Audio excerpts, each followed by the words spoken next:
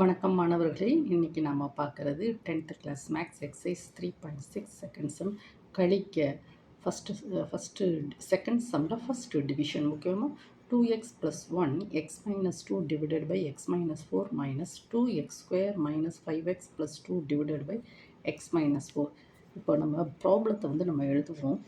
2x + 1 x - 2 divided by x minus 4 minus 2x² minus 5x plus 2 divided by x minus 4 that is equal to இங்கே பாருங்கம்மா, இந்த ஃபங்க்ஷன்லேருந்து இந்த ஃபங்க்ஷனை நம்ம கழிக்கணும்.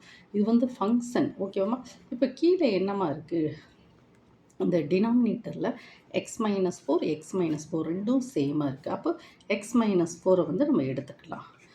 ஓகேவாம்மா, ரெண்டுமே காமனாக இருக்குது. பார்த்திங்கன்னா இதுவும் ரொம்ப சேமாக இருக்குது. அப்போ டைரெக்டாக இந்த ஃபங்க்ஷனோட இந்த ஃபங்க்ஷனை நம்ம கழிச்சிடலாம். ஓகேவாம்மா, எப்படின்னு பாருங்கள்.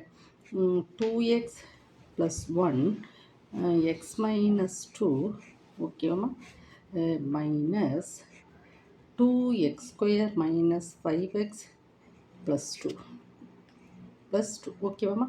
இப்போ பாருங்கள், 2x + 1 x - 2 ரெண்டையும் மல்டிப்ளை பண்ணுங்கள். that is -2 plus minus that is minus 1 star 2 2 then minus plus that is minus 4x that is plus and plus that is x that is 2x² that is equal to 2x² minus 4x plus x na minus 3x minus 2 ஓகேவாம்மா.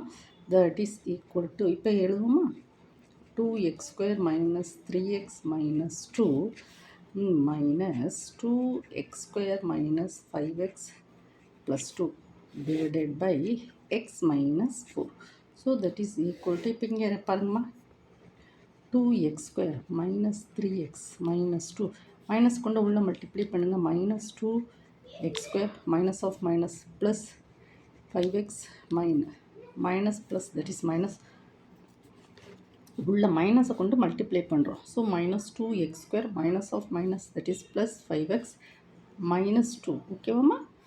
Then x minus 4. இப்போ plus 2x² minus 2x² இது ரெண்டு cancel ஆகிடுது.